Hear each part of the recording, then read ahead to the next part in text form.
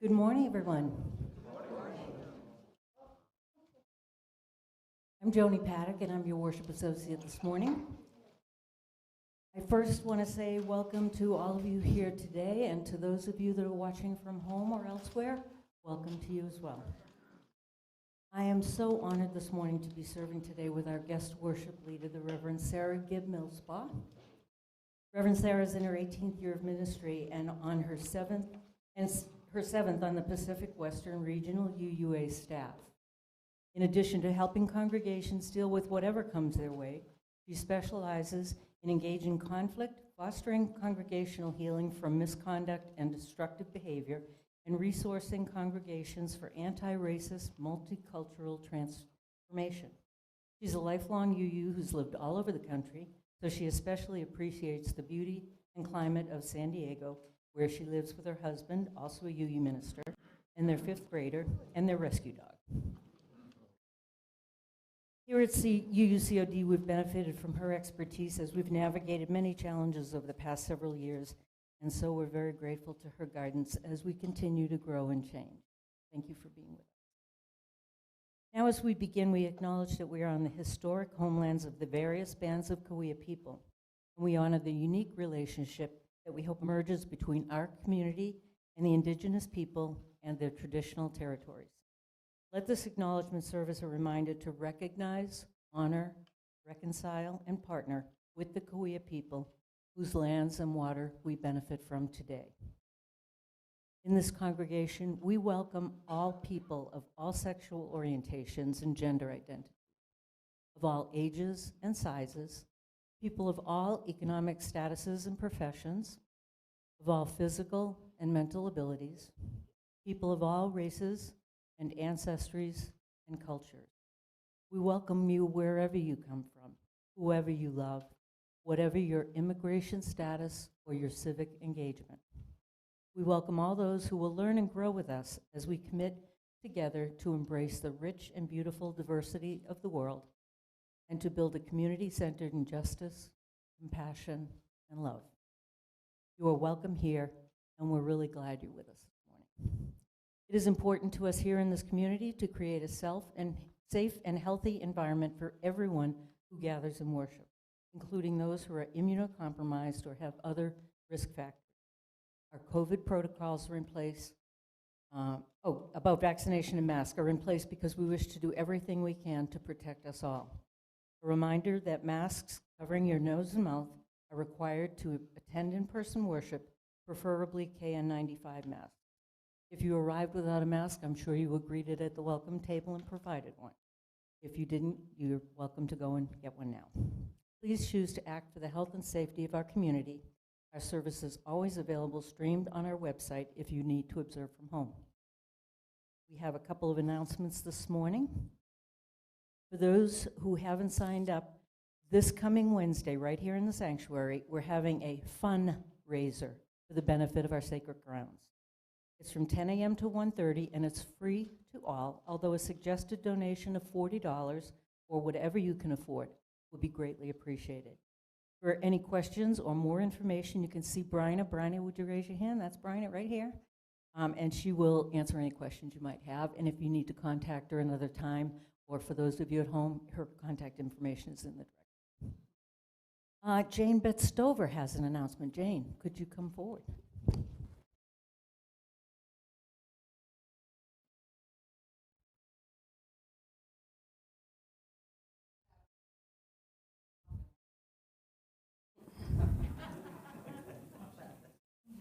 I'm here to talk about the arts, and we have 12 days. Can you hear me okay?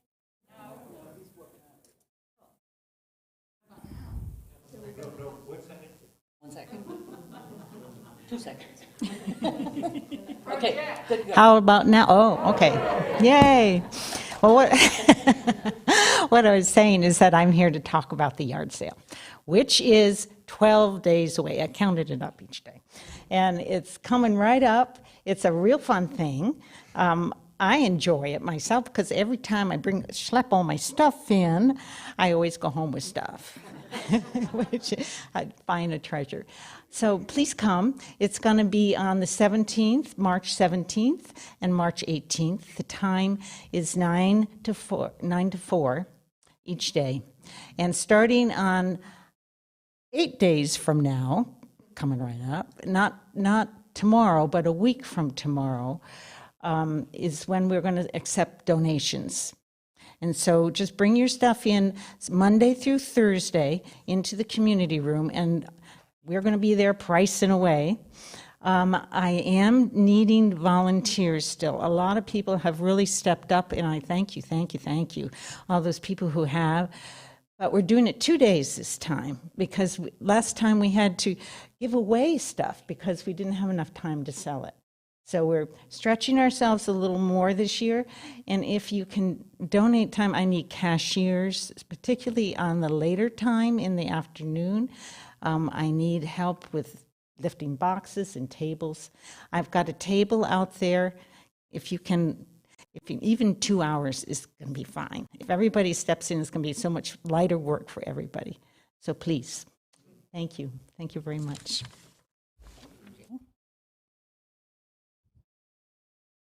Thank you. It is really a fun time. We missed a couple of years during COVID, but it's a wonderful time. I also wanted to note that the second new member meeting is this morning at 11:20 in the community room, and I think we had a nice group of people for the last one. So this is the second one, and if you would like to join, even if you didn't go to the first one, you're welcome to join. And the community room's down that way over. So now we will bring our Tibetan bowl. Oh, I do want to make one more comment that if you'd like to be on our email list, you can contact Pam in our office, and her email address is admin, ADMIN, at UUCOD.org. So now we will bring our Tibetan bowl to begin our service and listen to our music center.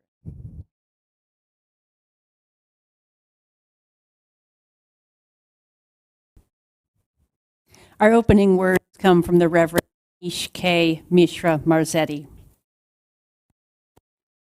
Between rocking the boat and sitting down, between stirring things up and peacefully going along, here we find ourselves here in community. Each called from many journeys, many different paths onto this river road. Some are here because the rocking of the boat has been too much tumult, too much uncertainty, too much pain. Some are here with questions about where this boat is going, how best to steer it, where this journey ends. Others are here as lovers of the journey, lovers of life itself. Here in front, beside, behind, each a passenger, each a captain, doing the best we can. Rest here in your boat with me, the river calls. Listen to how I flow, the sound of life coursing all around you. Let the current hold you. Let the current guide you. The river that gently flows through your soul whispers, "Come, let us worship."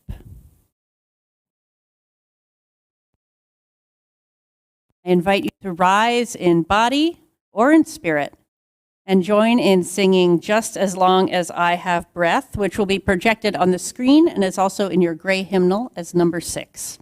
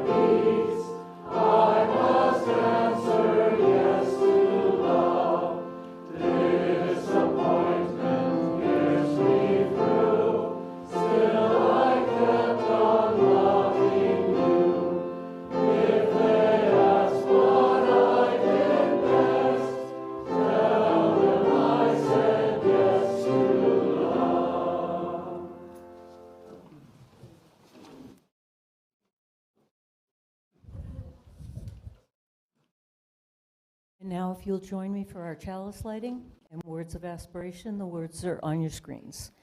The words are by Viola Abbott. As we light this chalice this morning, may it serve to give us clarity of purpose and illumine our way as we set about doing the work of this congregation in commitment, in cooperation, and in love. And now Sarita will come forward to light our BioPOC candles. If you'll follow along with me, the words again are up on your screens. We light these candles in solidarity with Black, Indigenous, and other people of color as they journey towards spiritual wholeness. May we, as a beloved community, work to dismantle racism and all forms of oppression. May we live out our principles so that justice, dignity, and equity for all prevail. Thank you, Sarita. And now if the ushers would please come forward to accept the offering. For those of you on Zoom, you can click on the link that in the email you received this morning. Perfect song for the offering. I just want to express the gratitude of this community for your generosity, and to those of you at home for the same. The reading this morning is titled After the Apocalypse, and it's by Reverend Dr. Rebecca Parker, who is a theologian and former president of our UU Star King School for the Ministry. It comes from an essay in her book of collected essays called Blessing the World.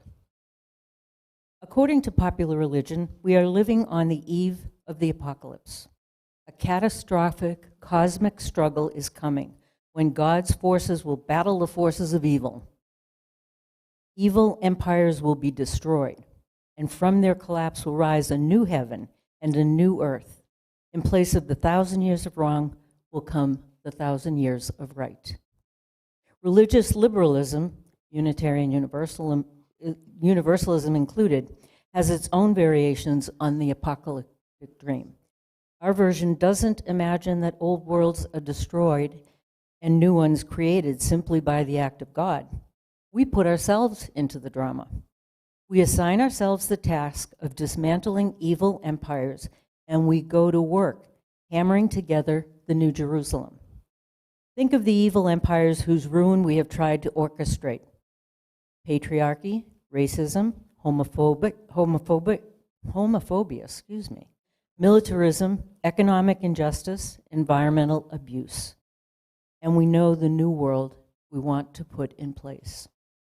I am grateful for the energy, commitment, and service liberal faith inspires, but I have begun to believe that this theological worldview may no longer be adequate for our times. If we can imagine that the apocalypse is not ahead of us, but already behind us, consider how we might regard our religious task differently. We are living in a post-slavery, post-Holocaust, post-Vietnam, post-Hiroshima, post-9/11 world. We are living in the aftermath of collective violence that has been severe, massive, and traumatic. The scars from slavery, genocide, and meaningless war mark our bodies. We are living in the midst of a rainforest burning, the rapid death of species, the growing pollution of the air and water, and the mutations of racism and violence. At the same time that much is breaking down in our society, there are arenas of great vitality and freshness. The arts are flourishing. New movements in religion and spirituality are blossoming. Academic scholarship is bursting with contributions from people of color, diverse feminist voices, queer perspectives, post-colonial writers, and more. Computer technology is creating new patterns of human connections in cyberspace. Cross-cultural encounters and counter-cultural movements are opening up new possibilities in medicine, business, religion, and the arts. Living in these times, I feel the simultaneous presence of violence, chaos, breakdown, loss, creativity, liberation, possibility, recovery, connection, and empowerment. While we are actively dismantling some things, we are bringing new things to life. How do we live in this world? What is our religious task? The task is to walk among the ruins, find what can be saved, and gather up materials to rebuild. In the aftermath of the apocalypse, the religious enterprise can be imagined as a kind of salvage work, recognizing the resources that sustain and restore life, resources that are ready at hand, not in some distant promised land. Our religious task, once we recognize that we are living after the apocalypse, is not to build up the perfect world, but to preserve and protect and nurture what we can.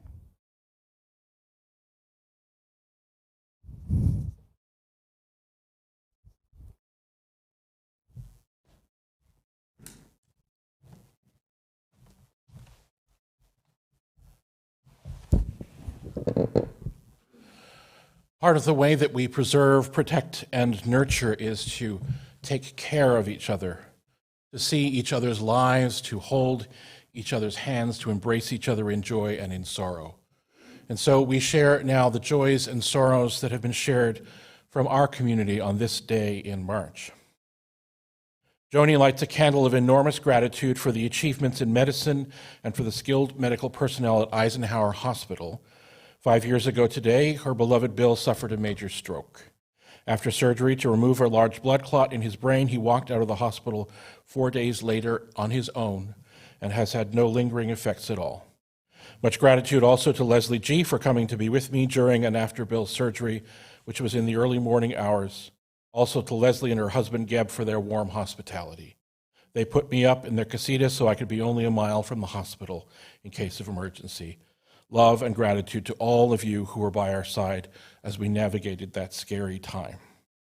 And someone has written here, I'm not sure if it's Joni's handwriting or not, well, it's one way to bring the kids down, Bill. It's anonymous. Leslie G. lights a candle of immense joy in celebration of emerging wellness coinciding this week with the birth of her now fabulous adult son. So much gratitude. Bryna asks that we please hold her sister in our thoughts. She's desperately too far away from her, from Bryna. Jeffrey lights a candle in honor of his mother's passing 17 years ago tomorrow. Judy was her name. Concern for our friend Pam Mayer is shared by Cheryl, who was admitted back into the hospital yesterday after her surgery, lighting a candle to send light and wisdom to the doctors to resolve her cardiac issues.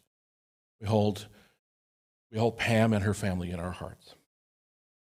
And thoughts and prayers from Margaret and Roger for a good friend who is helping a brother through his end-of-life journey.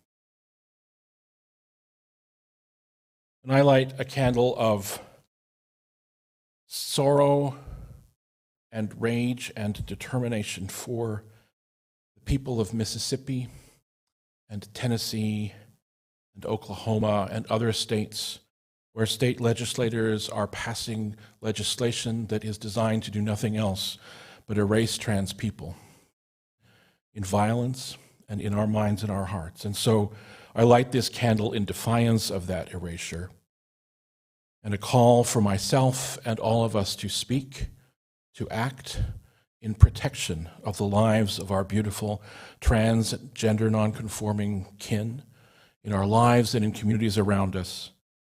Just because we live safely here, we think in California, does not mean we do not have an obligation to act for the protection of all of our neighbors and kin and the beauty that they bring to our life and to theirs. Will you join me now in a time of prayer, contemplation? Take a deep breath. And as you breathe, know that you are breathing in the love that is built in this room by our gathering.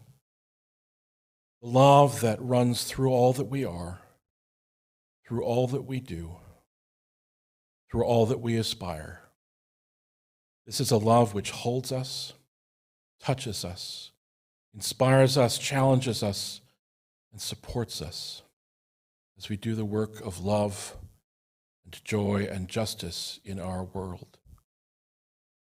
Sometimes the love we feel is beautiful, calls us to connect with each other. It calls us to rejoice in the light in each other's eyes, rejoice in the warmth of each other's touch, to celebrate each other's success. Sometimes the love we feel is beautiful.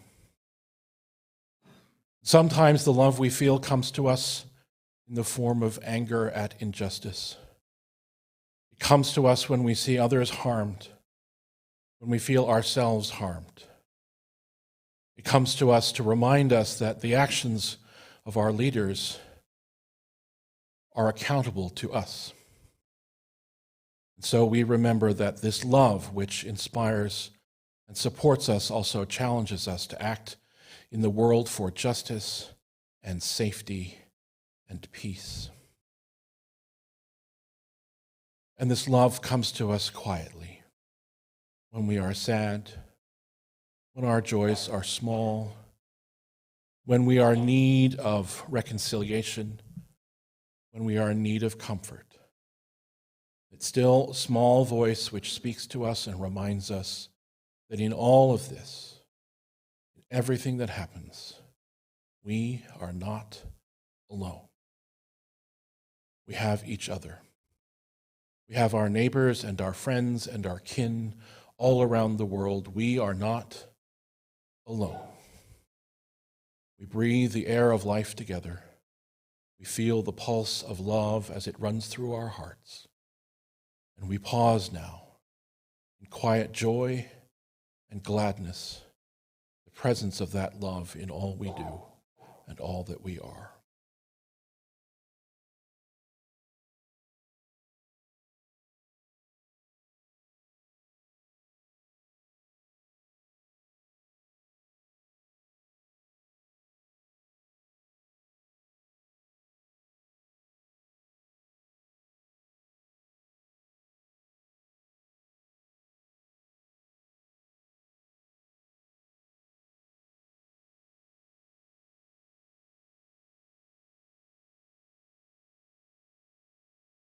May all beings know an end to suffering. May all beings know peace. May all beings know love. Will you join me as we sing together our hymns for meditation, Spirit of Life, Fuente de Amor.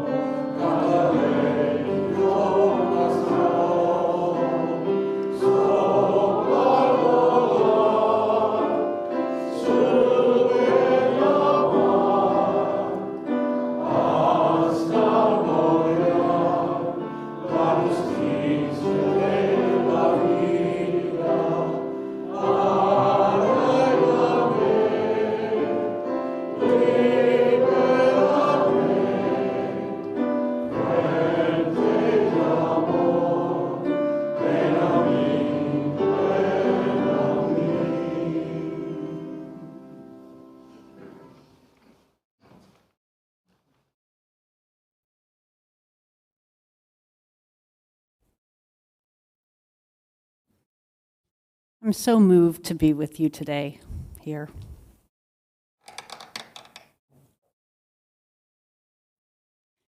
When I was a kid in a small town, I'd often go to the Burt family's house for babysitting. Their house had a big sign next to it. It said, Burt's Salvage. The dad, John Burt, was a Vietnam veteran. Unkempt and with a scraggly beard, John spent his days scouring junkyards, demolition sites, and flea markets for treasure, and then tinkering with it at home. John was always finding ways to repair or transform what he found. In his barn, he'd be pulling things apart and experimenting and putting them back together and shining them up. And my parents pick me up and see, oh, that's a truck that I had when I was a kid. I haven't seen one like that since 1952. We'd marvel at the furniture that he would make from reclaimed wood, and one day we bought this big cabinet shelf thing from him, which we lovingly titled the John Burt thing, when it sat in our living room for decades afterward. I didn't know anything about post-traumatic stress disorder back then, but I could tell that John Burt seemed like a man in emotional pain. The Vietnam War had been for him like it had been for so many people. He had come home to his little town, and not everything was resolved in him or in the world around him. And he salvaged. He sorted through junk, finding what was worth saving, putting things together creatively and creating beauty, utility, and even joy.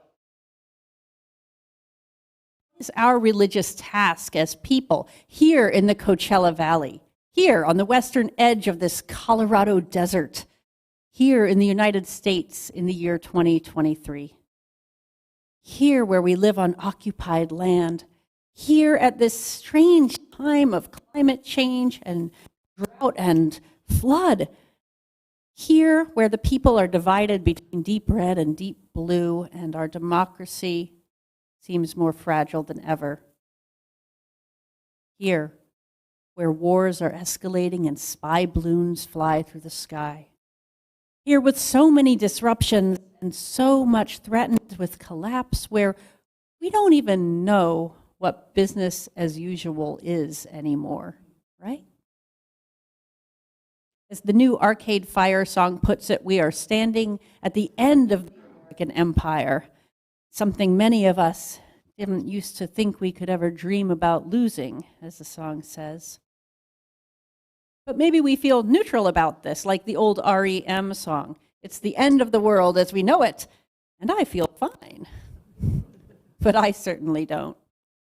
Mind you, I believe some things need to crumble, but we don't yet know how to sustain life and care for each other as those things fall down.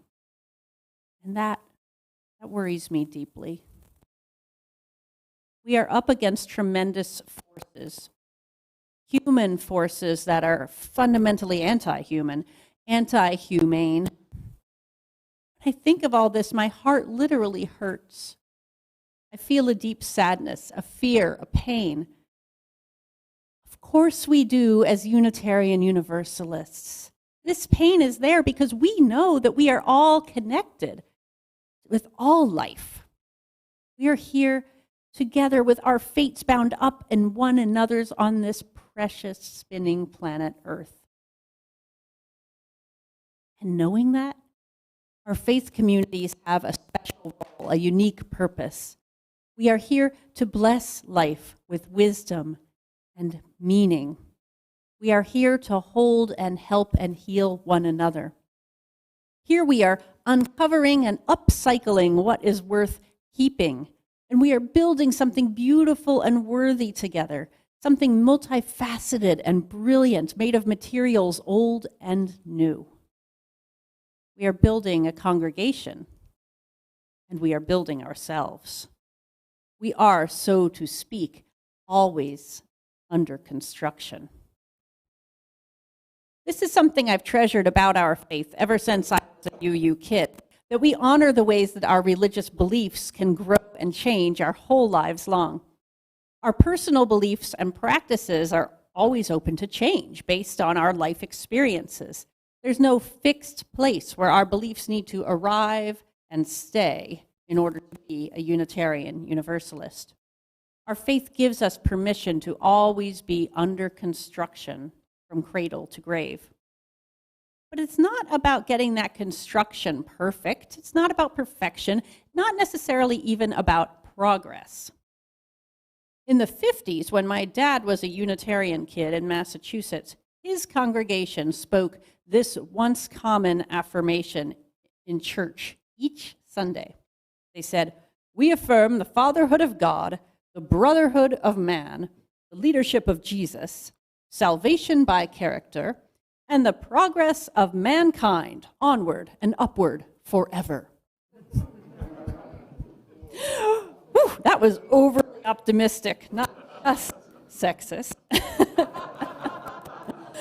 But much of that optimism fell away over the past 70 years.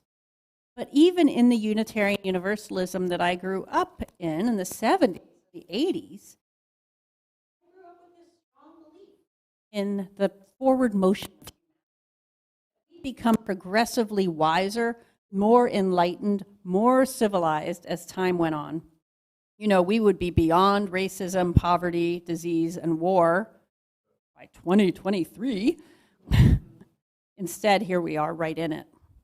We've made some real progress as a world and as a country, but here in 2023, this is no futuristic utopia.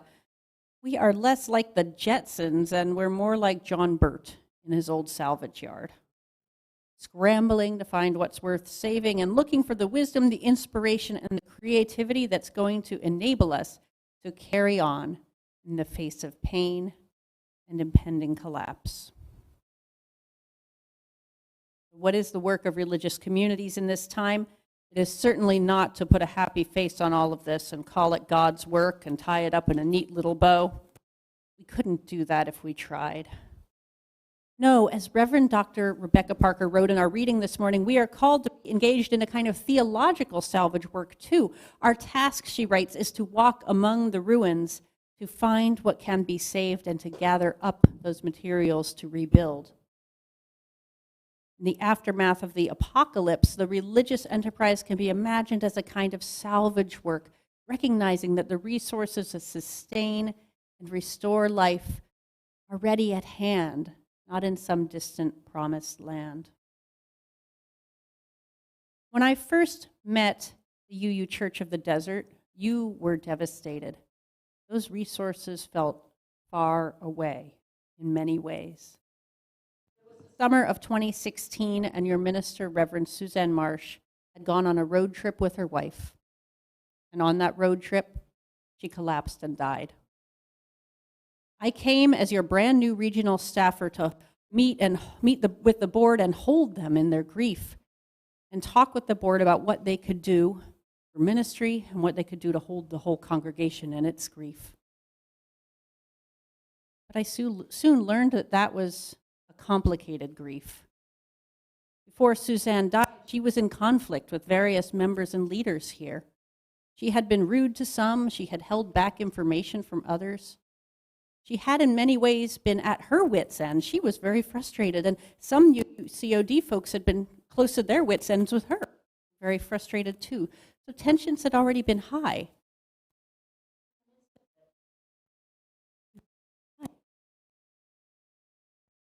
Remember, at that time, the board was hearing from so many people who were very worried about the congregation's future. Some were worried because people weren't being kind to one another. Some feared that the congregation was going to fall apart. Some feared that UUCOD was going to shrink and not be able to afford to continue to have a building. A few even proposed selling the building right then. Some sensed that there were things going on that they didn't understand. And they grew suspicious of the board, demanding to know answers. And the board wanted to give answers, but they couldn't. They had more they needed to learn. It was a hard time to be involved here with so much anxiety. But even then, I saw people on the board and others in the congregation taking leadership in official roles and leadership in unofficial roles to help people feel seen and heard, to help find those resources that were here, to set appointments with people, to sit down and listen, to host listening circles, and remind folks of what UUCOD is here for. Really embodying our values of love and care, even when we might not have been feeling those same values being professed. We're feeling upset.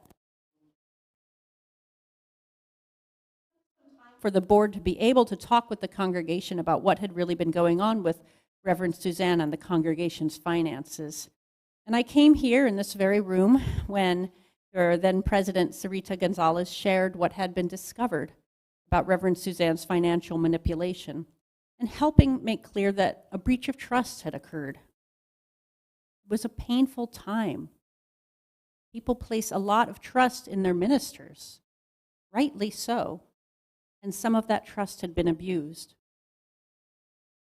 But it was also a liberating time for you because you were told the truth in a non-polarizing way that made space for many people's truths. And then you could begin to mend relationships. And most of all, you were free to chart a new future based in trust. Now, I bring this up at this time not because I want to tell old stories that might be painful. I bring this up because the story of how your last called ministry, your last ministry where the whole congregation voted to covenant with a minister and go forward together for an unspecified amount of time, that story of your last called ministry is relevant to the story of your next called ministry. You are considering calling Reverend Ian Riddell as your settled minister, and the whole congregation vote. And the story of the way that trust has healed in those 7 years since is an amazing story of salvage. Because when trust in the ministry gets hurt, it can be hard to trust again. But you have done it. You have saved and reclaimed and put back together again and upcycled and remelded and expanded all of the materials that you have, the emotional and spiritual materials, the community materials. And your trust of one another and your trust of your minister is, I dare say, stronger than it was before the events of 2016. These acts of salvage have been this congregation's salvation, true. And you had good professional partners in this work, especially the Reverends Barbara Fast and Julie Forrest. You have truly done it yourselves. I have witnessed you letting go of some old ways of being and embracing a vitality and a spiritual aliveness that is joyful and sustained. And even though we haven't been in person together since before the pandemic, I've been catching up with your president, your ministers throughout, and just hearing about the generosity and the joy and the love that is just bubbling up here, and the creativity. It's just wonderful. It gives me so much joy to hear. Your extraordinary lay leadership and transitional ministers not only helped you heal, but they helped you grow spiritually together and opened you up to what your gifts truly were. I witnessed you moving from a mindset of fear and scarcity to a mindset of abundance and generosity. I've seen you be creative and brilliant about the work of racial justice and inclusion, establishing a ministry of diversity, inclusion, and belonging at your core, that you're accountable to, that you return to again and again. You have built so much, and you have so much to celebrate. But this project of creating UUCOD is far from complete, because the UU Church of the Desert is always under construction. Always. It is a long-term salvage project, in the best sense.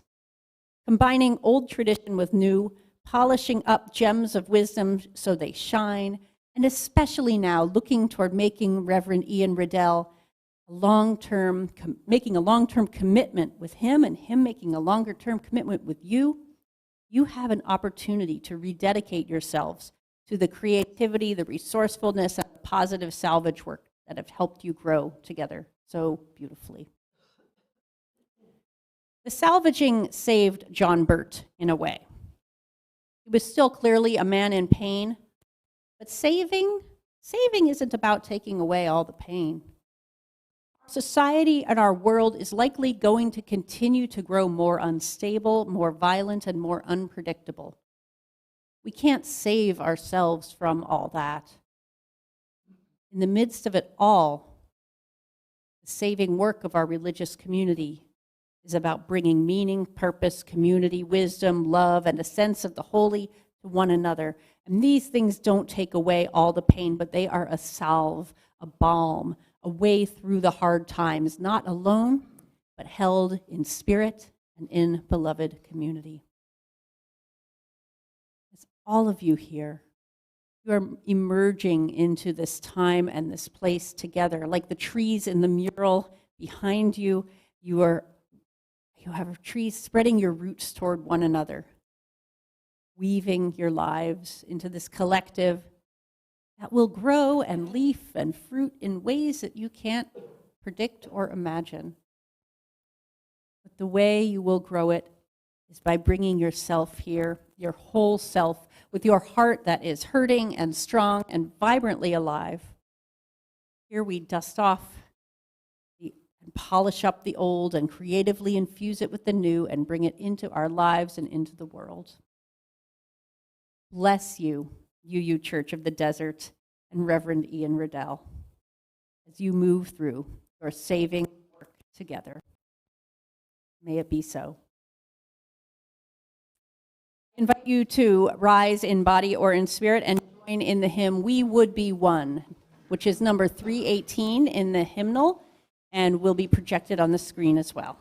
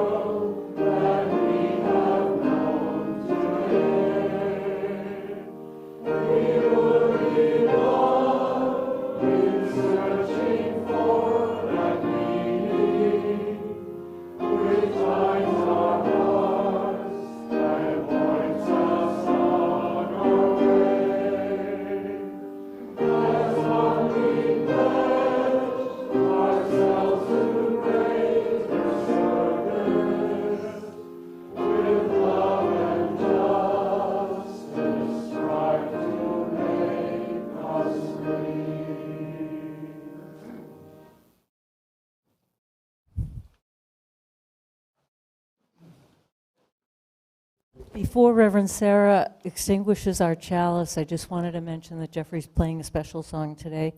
What the world needs now is love. He is going to lead us in singing. And many of you may remember a few weeks ago, we had this little spontaneous, make a circle around the sanctuary and hold and sway to the music and sing if you'd like, or hum or whatever. So we're going to do that today to this special song. And it's kind of timely in honor of Burt Bacharach. So thank you for that, Jeffrey.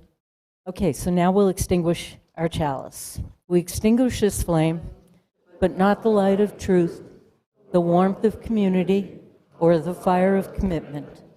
These we carry in our hearts until we are together again.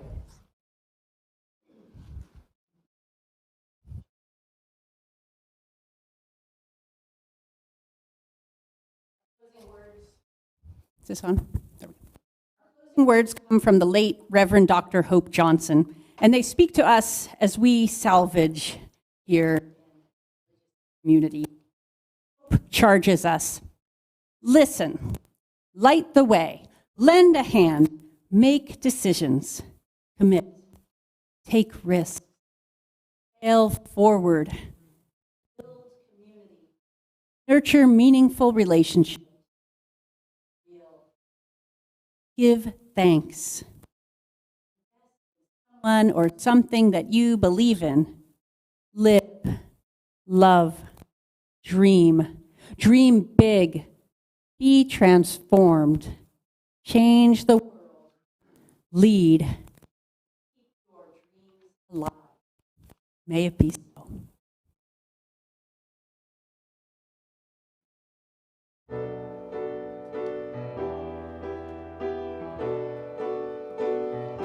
What the world needs now is love, sweet love. It's the only thing that there's just too little of. What the world needs now is love, sweet love. No, not just for some, but for everyone. Lord, we don't need another mountain. There are mountains and hillsides enough to climb. There are oceans and rivers enough to cross, enough to last till the end of time. What the world needs now is love, sweet love. It's the only thing that there's just too little of. What the world needs now is love, sweet love. No, not just for some, but for everyone. Lord, we don't need another meadow. There are cornfields and wheat fields enough to grow. There are sunbeams and moonbeams enough to shine. Or listen, Lord, if you want to know what the world needs now is love, sweet love. It's the only thing that there's just too little of. What the world needs now is love, sweet love. No, not just for some, but for everyone. No, not just for some, oh, but just for everyone.